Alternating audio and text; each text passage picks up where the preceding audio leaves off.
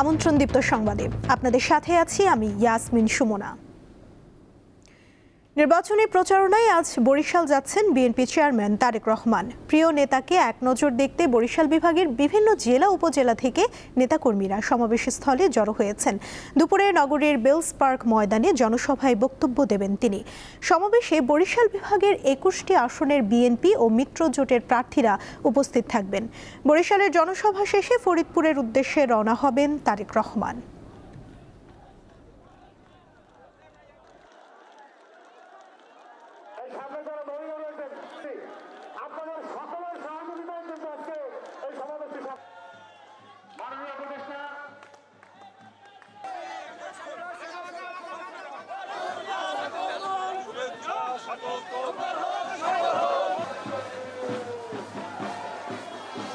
জনাব তারেক রহমান দীর্ঘ 20 বছর পর উনি আমাদের এই বরিশালে আসতেছে।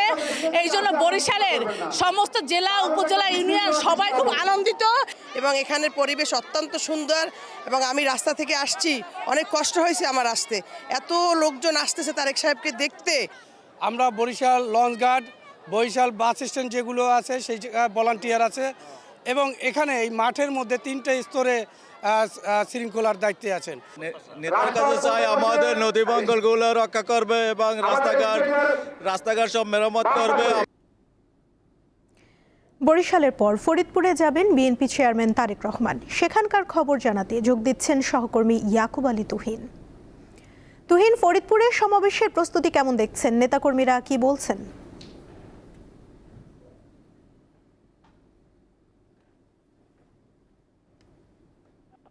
বিশ্ববিদ্যালয় কলেজ মাঠে এই মাঠেই সরকারি রাজেন্দ্র বিশ্ববিদ্যালয় কলেজ মাঠে এই মাঠেই বিএনপির যে নির্বাচনী সমাবেশ হওয়ার কথা রয়েছে। ঢাকা থেকে তারেক রহমান সাহেব বরিশালে যে গণসমাবেশ হবেন সেখান থেকেই ফরিদপুরে এসে আমাদের নদী গবেষণা ইনস্টিটিউটে যে হেলিপ্যাড করা হয়েছে সেখানে নেমে ওখান থেকে উদ্দেশ্যকে রেখে এই মানুষ ফরিদপুরের যে মানুষ 5 জেলার 15 জন প্রার্থীকে এই মঞ্চে তাদেরকে পরিচয় করিয়ে দেবেন তারেক রহমান। সেই কারণেই এই ফরিদপুরে 5 জেলার বৃহত্তর ফরিদপুরে 5 জেলার যে বিএনপির মানুষ, যা বিএনপির নেতা কর্মীরা রয়েছেন তারা উদ্গ্রীব হয়ে আছেন এই তারেক রহমানকে এক নজর দেখতে এবং তারেক রহমানের মুখে কথা শুনতে। তারা এখানে আসবেন, তাদের নেতার মুখ থেকে যে বাণী আসবে, তাদের নেতার মুখ থেকে যে নির্দেশনা আসবে সেই নির্দেশনা শোনার জন্য ফরিদপুরের সহ মাদারীপুর, রাজবাড়ী, গোপালগঞ্জের নেতাকর্মীরা দলে দলে আসা শুরু করেছেন এবং এই সমাবেশকে কেন্দ্র করে স্থানীয় প্রশাসন, বিজিবি সহ যৌথ বাহিনীর যথেষ্ট পরিমাণ এখানে সতর্কতা অবস্থান রয়েছে এবং এই মাঠে আপনি দেখতে পাচ্ছেন ধীরে ধীরে জনসমাগম বাড়ছে এবং এখানে দুপুরের পরে এসে তার অবস্থান করার কথা রয়েছে এবং এই ফরিদপুরের যে জেলা আহ্বায়ক মোদারেস আলী ইসলাম তিনি জানিয়েছেন এই সমাবেশকে কেন্দ্র করে তাদের সব রকমের প্রস্তুতি সম্পূর্ণ হয়েছে এবং তারা তাদের অবস্থান থেকে এই ফরিদপুরবাসীকে তারেক রহমানের পক্ষ থেকে যে নির্দেশনা আসবেন সেটা তাদেরকে জানানোর জন্য তারা উদ্গ্রীব হয়ে আছেন। জি সুমনা, এই ছিল ফরিদপুর থেকে যুক্ত ছিলেন সহকর্মী ইয়াকুব আলী তুহিন। দর্শক, জামায়াত প্রার্থী নুরুজ্জামান বাদলের মৃত্যুতে শেরপুর 3 আসনে নির্বাচন স্থগিত করা হয়েছে। 51 বছর বয়সী মোহাম্মদ নুরুজ্জামান শেরপুর জেলা জামায়াতে ইসলামের সেক্রেটারি ছিলেন। তিনি মৃত্যুবরণ করেছেন। মঙ্গলবার রাত 3টার দিকে তিনি মারা যান। কিডনিজনিত রোগে হাসপাতালে ভর্তি থাকা অবস্থায় নুরুজ্জামান মারা যান। মরহুমের প্রথম জানাজার নামাজ আজ দুপুর 2:30 শেরপুর পৌর ঈদগাহ মাঠে অনুষ্ঠিত হবে। এরপর তার মরদেহ নিয়ে যাওয়া হবে নিজ নির্বাচনী এলাকা শ্রীবরদীতে। সেখানে বিকেল 5টায় শ্রীবরদী সরকারি কলেজ মাঠে দ্বিতীয় জানাজা হবে। জানাজা শেষে তাকে পারিবারিক কবরস্থানে দাফন করা হবে।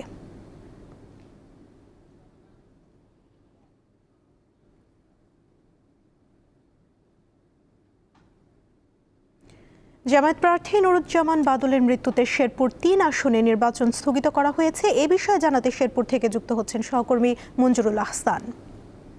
মঞ্জুরুল, শেরপুর 3 আসনে নির্বাচন স্থগিত করা হয়েছে, সার্বিক পরিস্থিতি কেমন দেখছেন সেখানে আমাদের জানাবেন। এখনো নির্বাচন স্থগিতের বিষয়টি আসলে বলা হয়েছে, এখনো স্থগিত ঘোষণা করা হয়নি। এখন আমি যেখানে রয়েছি এটা হচ্ছে নুরুজ্জামান বাদল, যিনি জামায়াতের এমপি প্রার্থী ছিলেন দাঁড়িপাল্লা প্রতীকের। তিনি হঠাৎ তার কিডনির সমস্যাজনিত কারণে গতকাল রাতেই তিনি হাসপাতালে যাওয়ার পথে তার মৃত্যু ঘটেছে। তার বাড়িতে মানুষের উপচে পড়া ভিড় আপনারা দেখতে পাচ্ছেন। যদি আপনাদেরকে দেখাই, এখানে নেতা কর্মী এবং সমর্থক, বিশেষ করে শ্রীবর্দী ঝিনাইগাতির যত নেতাকর্মীর সমর্থক আছে প্রায় সবাই, মানে বাদল এমন একটি ব্যক্তি ছিলেন যিনি কর্মী বান্ধব ছিলেন, যিনি সার্বক্ষণিক মানুষের উপকারে আসতেন এবং মানুষের সুখে দুঃখে তিনি সবসময় পাশে থাকতেন। তার লাশ এখানে রয়েছে। বেলা 2টা 30 শেরপুর পৌর পার্কে তার প্রথম জানাজার নামাজ অনুষ্ঠিত হবে। এরপরে দ্বিতীয় জানাজার নামাজ অনুষ্ঠিত হবে তার শ্রীবর্দী, তার নিজ নির্বাচনী এলাকা শ্রীবর্দী সরকারি কলেজ মাঠে তার দ্বিতীয় জানাজার নামাজ অনুষ্ঠিত হবে বিকেল 5টায়। তবে আমরা এখানে যারা নেতাকর্মী রয়েছেন এবং তার যে পরিবার রয়েছে তাদের সাথে কথা বলে যেটা যে বাদলের বয়স হয়েছিল মাত্র 51-52 বছর। এই বয়সেই তিনি মৃত্যুর কোলে ঢলে পড়লেন। এখানে দেখা গিয়েছে যে নেতা কর্মীদের মধ্যে একটা হতাশা, তাদের মধ্যে একটা সুখের ছাপ পড়ে এসেছে, কারণ আসন্ন নির্বাচন, এই নির্বাচনে একমাত্র এই বাদল, নুরুজ্জামান বাদল ধানের শীষ প্রতীকের সাথে একজন শক্ত প্রতিদ্বন্দ্বী ছিলেন, তিনি আজকে চলে গিয়েছেন। এরপর নেতা কর্মী অনেকটা হতাশ, অনেকটা ভেঙে পড়েছেন। এখানে স্থানীয় নেতৃবৃন্দ সহ কেন্দ্রীয় নেতৃবৃন্দ তার জানাজার নামাজে হাজির হবেন এবং এখানে যে নির্বাচন স্থগিতের বিষয়টি এখনো চূড়ান্ত ঘোষণা আমরা পাইনি। যখন আমরা ঘোষণা পাবো তখন আমরা এই বিষয়টি জানতে পারবো। নুরুজ্জামান বাদলের তার সংসার জীবনে একমাত্র ছেলে রয়েছে, যিনি 9ম শ্রেণীতে পড়েন এবং তাদের যে 3 ভাই ছিল, 3 ভাইয়ের মধ্যে 2 ভাই চলে গেলেন, এখন একজন ভাই মাত্র রয়ে গেল। শ্রীবর্দী হারিয়ে গিয়ে শ্রীবর্দী এই সম্পদ আগামীতে আরো এরকম কর্মী বা এরকম ভালো ধরনের নেতা তৈরি হবে কিনা এটা সন্দেহবাদক, কারণ এখানে তিনি একজন নেতা বা একজন কর্মী তৈরিতে অনেক সময় লাগে। তিনি এক সময় ছিলেন ছাত্র শিবিরের, তিনি সাবেক সভাপতি ছিলেন। বিগত সময়ে তিনি ফ্যাসিস্ট সরকারের আমলে তখন তিনি উপজেলা নির্বাচনে অংশগ্রহণ করেছিলেন, সেখানে তিনি প্রতিদ্বন্দ্বিতা করেছিলেন এবং হাড্ডাহাড্ডি তিনি লড়াই করেছিলেন। এবারও তিনি সেই প্রতিদ্বন্দ্বিতার আলোকেই তিনি শ্রীবর্দী ঝিনাইগাতি মানুষের মন জয় করে নিয়েছিলেন এবং এই মন জয় করে নেওয়ার ফলে তার যে নির্বাচনী মাঠ অত্যন্ত সুন্দর এবং সুন্দরভাবে গোছানো তার যে নির্বাচনী মাঠ রয়েছে, এই মাঠে তিনি নির্বাচনের শেষ পর্যায়ে এসে তিনি শেষ পর্যন্ত পৌঁছতে পারলেন না। আল্লাহ তাআলা তাকে সাড়া দিতে হয়েছে। এখন এই এলাকার মানুষ উপচে পড়া ভিড়, আপনাদের আগেই বলেছি, যেখান থেকে শ্রীবর্দীর এবং ঝিনাইগাতির প্রত্যেকটা গ্রামগঞ্জ থেকে জামায়াতের যারা প্রার্থী রয়েছেন এবং জামায়াতের যারা সমর্থক রয়েছেন, কর্মী রয়েছেন এবং সাধারণ মানুষ যারা রয়েছেন, তারাও এখানে এসে তাদের প্রিয় নেতাকে এক নজর। শেরপুর থেকে যুক্ত ছিলেন সহকর্মী মঞ্জুরুল আহসান। কুড়িগ্রামে জামায়াতে ইসলামীর নির্বাচনী জনসভা চলছে, সেখানে যোগ দিবেন দলের আমির ডাক্তার শফিকুর রহমান। কুড়িগ্রাম সরকারি কলেজ মাঠে জেলা নির্বাচনী জনসভায় প্রধান অতিথি হিসেবে বক্তব্য দেবেন তিনি। এতে জেলার 4টি সংসদীয় আসনে জামায়াত মনোনীত 3 প্রার্থী ও এনসিপি মনোনীত 1 প্রার্থী সহ জোটের শরিক দলগুলোর নেতাকর্মীরা অংশ নিচ্ছেন।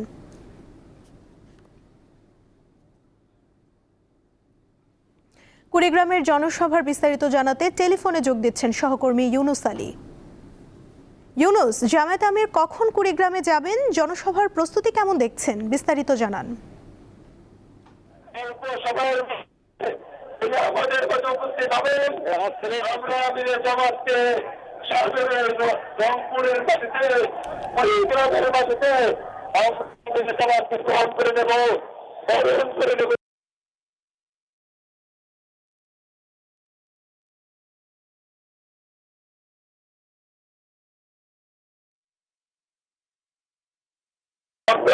কিন্তু অডিওতে হয় না, আমরা যদি দেশটাকে নতুন করে করতে চাই আমাদেরকে একতাবদ্ধ থাকতে হবে। 2024 ইলেকশনের মতো করে কোনো নির্বাচন এই বাংলাদেশে আমরা হতে দেব না। আমার আপনারা শুধু বলতেন না। দর্শক, কুড়িগ্রামের পর লালমনিরহাটে সমাবেশ করবেন জামায়াত আমির। সেখানে আছেন আমাদের আরেক সহকর্মী নূর আলম, সরাসরি যুক্ত হচ্ছেন তিনি। নূর, লালমনিরহাটে সমাবেশ ঘিরে পরিস্থিতি কেমন দেখছেন? জামায়াত আমির কখন সেখানে পৌঁছাবেন?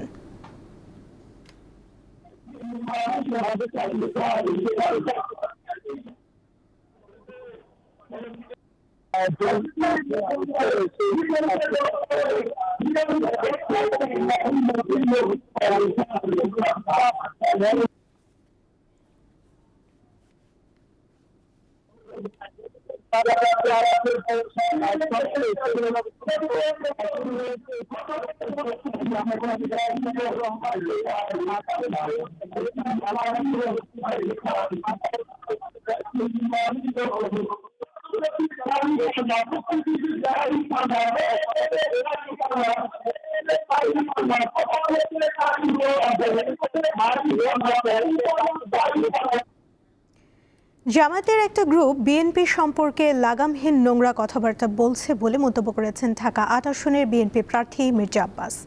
আর ইসলামী আন্দোলন বাংলাদেশের আমির অভিযোগ করেছেন, ইসলামের সাইনবোর্ড লাগিয়ে একটি মহল গোপনে ভারত ও আমেরিকার সাথে মিটিং করছে। এদিকে আগামী ৬ ফেব্রুয়ারি নির্বাচনী ইশতেহার ঘোষণার সম্ভাব্য তারিখ জানিয়েছে বিএনপি।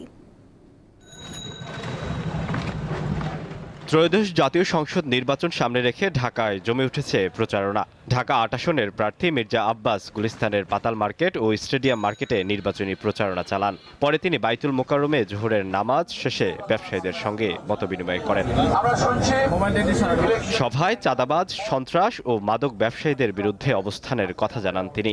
বলেন, একটি দলের নেতারা লাগামহীন কথাবার্তা বলছে।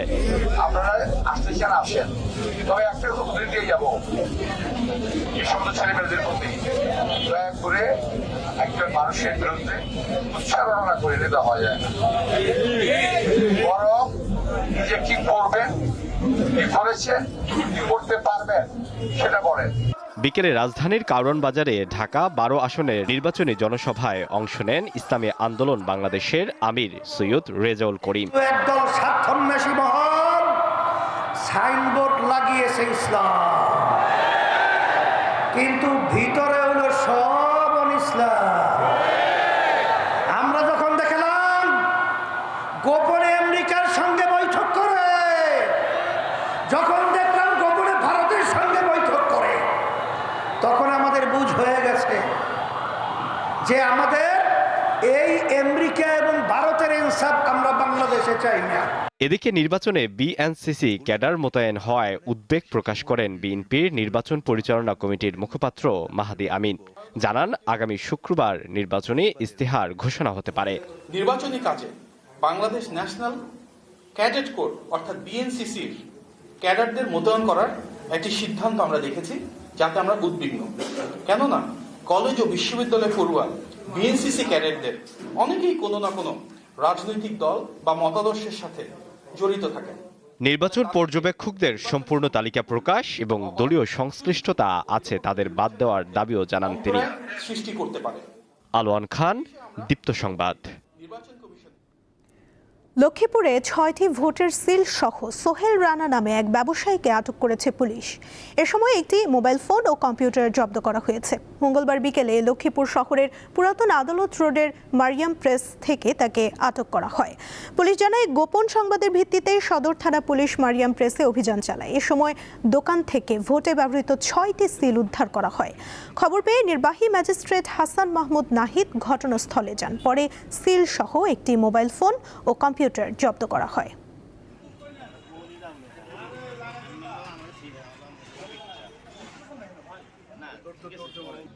চট্টগ্রাম বন্দরের new mooring container terminal NCT পরিচালনায় বিদেশি কোম্পানির সাথে চুক্তির প্রতিবাদে অনির্দিষ্টকালের কর্মবিরতি পালন করছে বন্দরের শ্রমিক কর্মচারীরা। এর আগে গত শনিবার থেকে প্রতিদিন ৮ ঘন্টা এবং গতকাল ২৪ ঘন্টা কর্মবিরতি পালন করে তারা। দাবি পূরণ না হওয়ায় আজ থেকে অনির্দিষ্টকালের কর্মবিরতির ঘোষণা দেয়া হয়।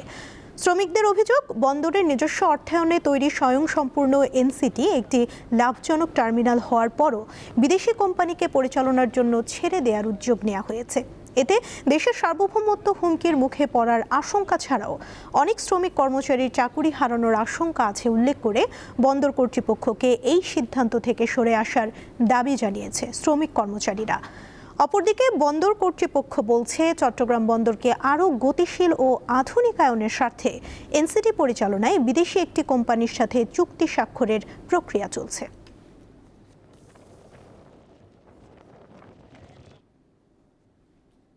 আন্তর্জাতিক প্রসঙ্গ। লিবিয়ার প্রয়াত শাসক মুয়াম্মার গাদ্দাফির ছেলে সাইফ আল ইসলাম গাদ্দাফিকে গুলি করে হত্যা করা হয়েছে। স্থানীয় সময় মঙ্গলবার দেশটির পশ্চিমাঞ্চলীয় শহর জিনতানে তিনি গুলিবিদ্ধ হয়ে মারা যান। আল জাজিরার প্রতিবেদনে বলা হয়, গত এক দশক ধরে সাইফ আল ইসলাম ওই শহরে অবস্থান করছিলেন। 53 বছর বয়সী সাইফ আল ইসলামের মৃত্যুর খবর নিশ্চিত করেছেন তার রাজনৈতিক উপদেষ্টা আবদুল্লাহ ওসমান। তবে কারা এই হামলা চালিয়েছে বা কোন পরিস্থিতিতে এই হত্যাকাণ্ড ঘটেছে তা এখনও স্পষ্ট নয়। লিবিয়ার অ্যাটর্নি জেনারেলের কার্যালয় এ ঘটনার তদন্ত শুরু করেছে বলে জানিয়েছে স্থানীয় গণমাধ্যম। লিবিয়ার সাবেক একনায়ক গাদ্দাফির ছেলেদের মধ্যে সবচেয়ে পরিচিত ক্ষমতাধর ছিলেন সাইফ গাদ্দাফি। তিনি গাদ্দাফির দ্বিতীয় ছেলে। 2011 সালে বাবার পতনের পর তিনি গ্রেফতার হলেও 2017 সালে কারাগার থেকে মুক্তি পান। লিবিয়ার রাজনীতিতে প্রভাবশালী নেতা সাইফ গাদ্দাফিকে তাকে তার বাবার সম্ভাব্য উত্তরাধিকারী হিসেবেও বিবেচনা করা হতো।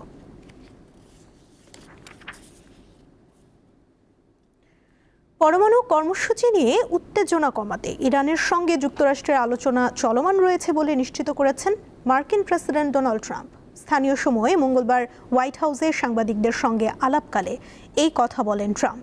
তবে সেই আলোচনা কোথায় হচ্ছে সে বিষয়ে বিস্তারিত জানাননি তিনি।